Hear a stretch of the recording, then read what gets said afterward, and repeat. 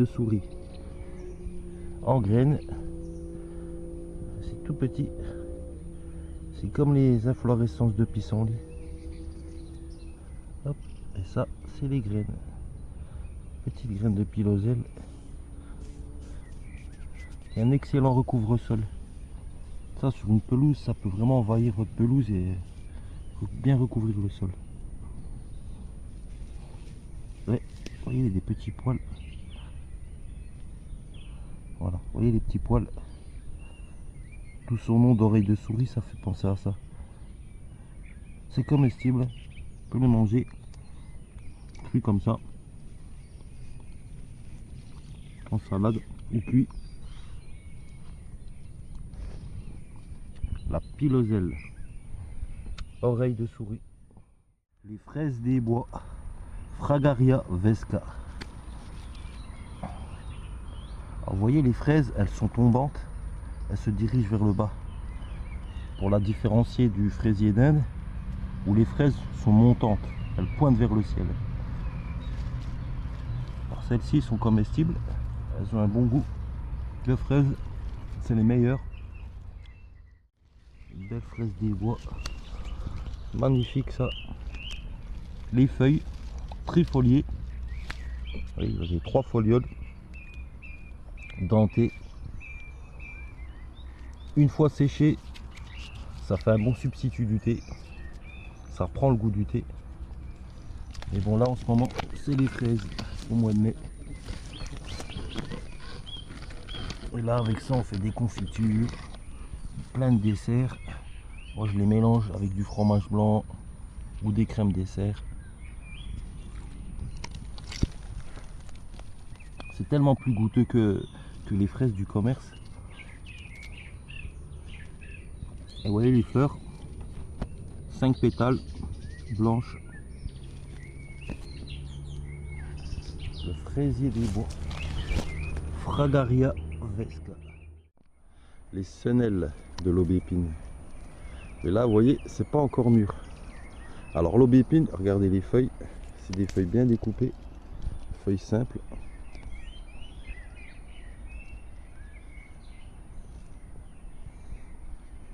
L'aubépine.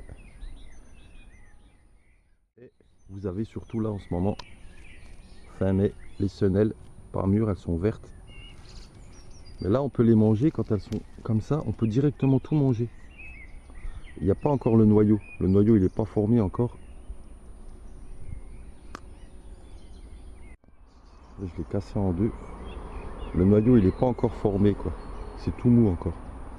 Du coup on peut le manger ça.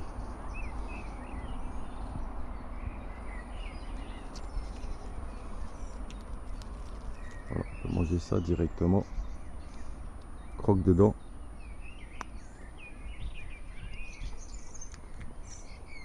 C'est un petit peu astringent.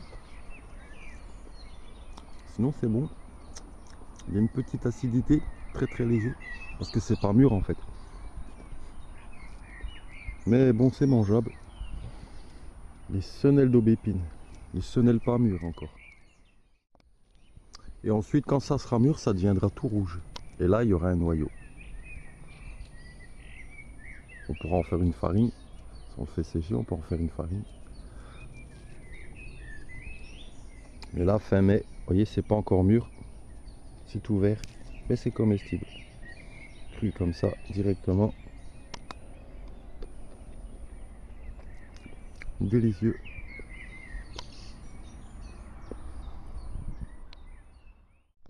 Oh, mais ici, on a de la menthe. La belle menthe. Tige carrée, c'est bien velu. Et surtout, ça sent bon la menthe. Ça, c'est de la menthe marocaine. À l'état sauvage. Il y en a plein ici. Regardez. Menthe marocaine.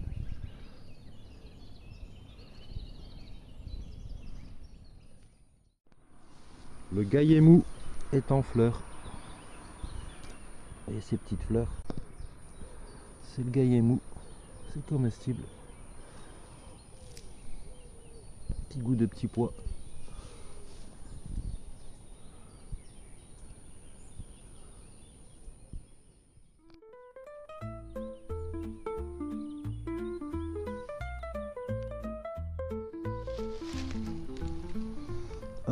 magnifique, regardez ça. L'asperge des bois ou aspergette. En réalité, ça n'a rien à voir avec la famille des asperges. C'est un ornithogale, l'ornithogale des Pyrénées. Vous voyez, ça ressemble un petit peu à une petite asperge. Mais aussi le goût, surtout, c'est un goût d'asperge, c'est délicieux. Et ça fait une longue tige. Bon, tout se mange. Donc la tige, plutôt le haut de la tige, parce qu'après en bas ça devient fibreux. Oui, ça se casse tout seul quoi. Ça veut dire que là c'est tendre. Ça vous pouvez le manger directement. Bon là je suis en forêt, je vais peut-être pas le manger directement. Faut les laver. Vous pouvez les manger avec de la mayonnaise, crue comme ça. Ou vous pouvez les faire au beurre, comme des haricots verts. Les faire cuire avec du beurre. C'est délicieux, un peu d'ail. Vous mettez un peu d'ail des ours par exemple. L'asperge des bois.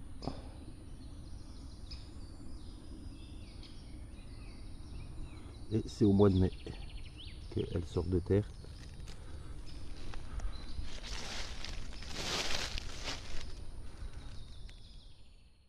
Et vous voyez ce qu'on voit là, en réalité, ce sont des inflorescences en boutons, disposées en épis. Et plus tard, donc, les fleurs vont éclore. Donc là, ça deviendrait un petit peu plus fibreux quand il y aura les fleurs. C'est vraiment à ce moment-là, voilà, comme c'est là, en bouton là, que c'est le meilleur. C'est tout tendre, c'est croquant et tendre, c'est délicieux. Oh, regardez, belle myosotis. Elles ont bien poussé. Et depuis, il y a eu plein de végétation, là. Mais il y a encore les feuilles. Là, jeunes feuilles. Là, il y a encore les feuilles. Les petites fleurs. Alors, fleurs toxiques qui contiennent de l'alcaloïde pyrrolizidinique. Donc en grande quantité, ça peut provoquer des cancers du foie. Mais en toute petite quantité, une fois comme ça, il n'y a pas de souci. C'est comme la consoude, la bourrache, l'origan. Myosotis. Ah bah du compagnon blanc en fleurs. Regardez les fleurs. Et les feuilles. Je vous l'avais filmé tout au début de sa vie.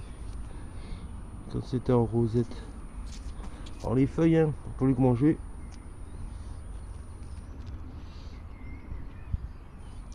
C'est comestible. Petit goût de... un peu de petit pois.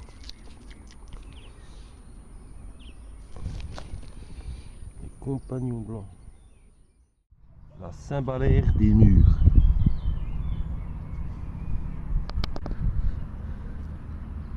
Une belle petite fleur, j'aime bien. Regardez-moi ces belles petites fleurs. Alors ça c'est une plante et c'est très rampant. Ça pousse sur les murs comme son nom l'indique. Et ça c'est en ville. Ça j'en ai jamais vu dans la nature. Là je suis proche de la ville. Donc et voilà, vous voyez le long des murs, il y a ce genre de plante. Donc c'est comestible. Hein. Les feuilles, les fleurs, on peut les consommer sans problème. Ici il y en a encore. Puis à côté, vous voyez,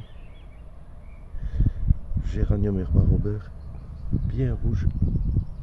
Et là tout le long, un cymbalaire. Il y en a là-bas encore, regardez. Et puis il suffit de pas grand chose pour que ça prenne racine. Hein. Vous voyez là, c'est une toute petite interstice là, ça a pris racine.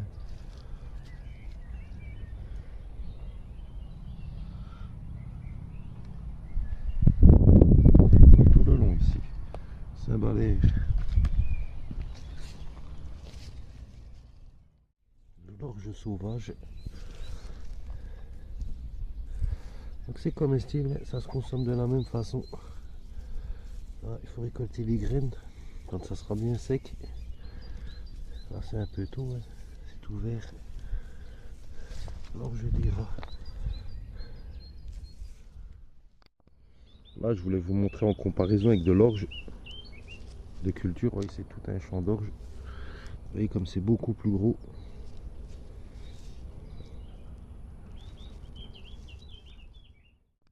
Le trèfle des prés, c'est comestible.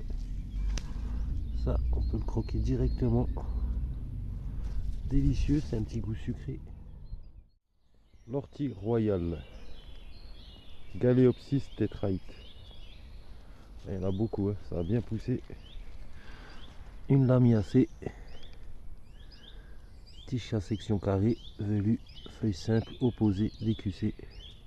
Goût de champignon. Je vous l'avais montré pour le mois d'avril. C'était tout petit. Ah, ça a bien monté. Donc c'est comestible, hein, cru ou cuit. L'ortie royale. Donc là c'est en forêt, hein. Ça pousse. Ça pousse souvent. C'est une plante qui pousse en forêt. La bardane. Belle feuille de bardane. Bon là elles sont petites encore. C'est très amer ça. C'est comestible mais c'est très amer. C'est surtout la racine. Délicieuse racine. La bardane. Les feuilles de la prime vert officinale. Est-ce qu'il reste des primes verts? Ça c'est les anciennes fleurs. Ça c'est les fleurs. Les primes verts, toutes séchées. Et là il reste les feuilles. Comestibles en salade. Une belle feuille. Ça reste bien tendre. Ces feuilles. La prime vert officinale. On va aller juste à côté. Regardez. Ça, c'est le sceau de Salomon. Toxique ça. Sceau de Salomon. C'est en fruits. Attendez. Ah oui, c'est en fruits. Ça fait les petits fruits. La spérule odorante. Ah, ici, il y a un beau plan. Hein. Il y en a beaucoup ici. Et là, c'est en fruits. Vous voyez ces petites boules, c'est les fruits.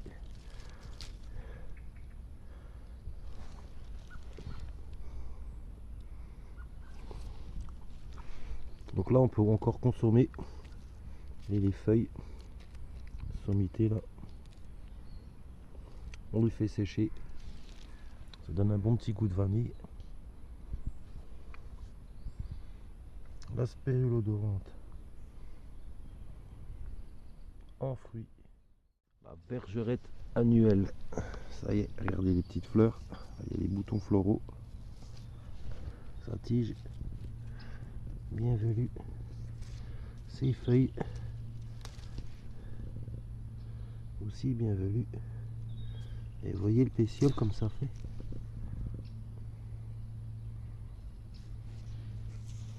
Comme des petites ailettes. Donc c'est comestible, hein, les feuilles, les fleurs, c'est un petit goût poivré. La bergerette annuelle. Ah, de l'origan. Bon origan. J'adore cette plante. Vous froissez. Et là c'est une bonne odeur d'origan. Sinon, vous voyez, ça fait une tige carrée, très velue. Feuilles simples, opposées, décussées, très velues. Et au froissement, ça sent l'origan. Ça, moi j'en mets dans les pizzas fraîches. Je fais ma pizza, une fois que ma pizza est cuite, je la sors du four. Et je le hache bien finement et je le pose frais dessus. Ça, il y a bien le goût d'origan, bien frais. Parce que cuit, ça perd un peu de sa valeur gustative. Voilà, l'origan. Vous voyez, avec la rosée du matin, on voit bien les toiles d'araignée, les tégénères. Ça, c'est les tégénères. Elles font des toiles d'araignée plaquées au sol comme ça. Et au centre, il y a un trou. On le voit bien là. Je sais pas si vous voyez. C'est là où elle se trouve, l'araignée. Regardez, je vais essayer de la filmer sans lui faire peur. Hop là, petite tégénère. Vous voyez, au milieu. vu arriver, je suis arrivé de l'autre côté du soleil. Petite tégénère au milieu de sa toile. Il y en a d'autres.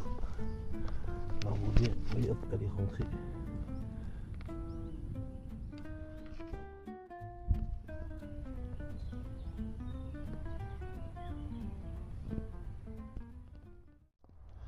Vous voyez cette grande feuille? Alors tout ça, regardez, tout ça, je vais la prendre. Je vais la poser là. La poser comme ça et regardez, tout ça c'est une seule feuille. Ça c'est un foliole et tout l'ensemble c'est une feuille composée de 1, 2, 3, 4, 5, 6, 7 folioles. On dit que c'est une feuille composée, peinée, parce que vous voyez ça fait comme un peigne. Composé peiné. Et comme là il y a un nombre impair, 1, 2, 3, 4, 5, 6, 7, on dit impari peiné. C'est une feuille composée impari peiné. S'il y avait un nombre pair, on dirait composé pari peiné. Là c'est une feuille de berce spondyle, donc c'est comestible. Les feuilles on peut les faire cuire comme des épinards, et moi là ce qui m'intéresse c'est ça, le pétiole. On peut l'éplucher et le croquer directement comme ça, ou alors le couper en petits morceaux. Donc vous le pelez, le coupez en petits morceaux et on peut en faire des tartes comme la rhubarbe. Alors mélanger avec de la, comment on appelle ça, la crème pâtissière. Ah c'est délicieux. Ça c'est un petit goût de noix de coco plus la crème pâtissière, c'est un délice. Alors là c'est de la lierre, vous connaissez les feuilles, bon goût d'ail, et au dessus vous voyez tous ces, ça c'est les siliques, c'est les fruits, et à l'intérieur il y a les graines. Alors ça c'est très fibreux, hein, si vous essayez de le manger, c'est très fibreux, mais il y a le bon goût d'ail. Ça il vaut mieux attendre, là d'ici un mois ça sera sec, on pourra récolter les graines, et les graines on peut en faire une sorte de moutarde.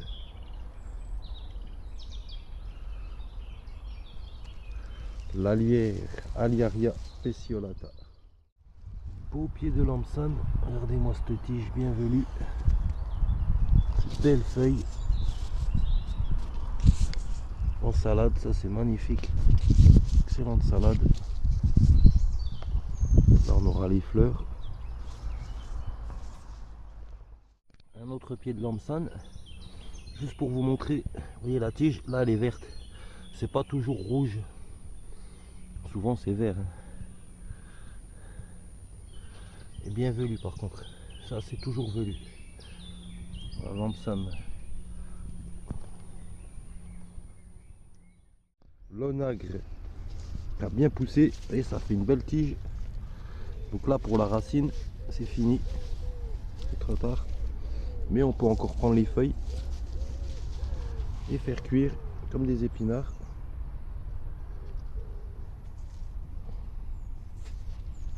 L'onagre, une belle fleur de valériane, magnifique, rose, blanc. En fait ce qui est rose c'est les boutons, vous voyez, c'est les boutons floraux, mais après une fois que les fleurs sont ouvertes elles sont blanches.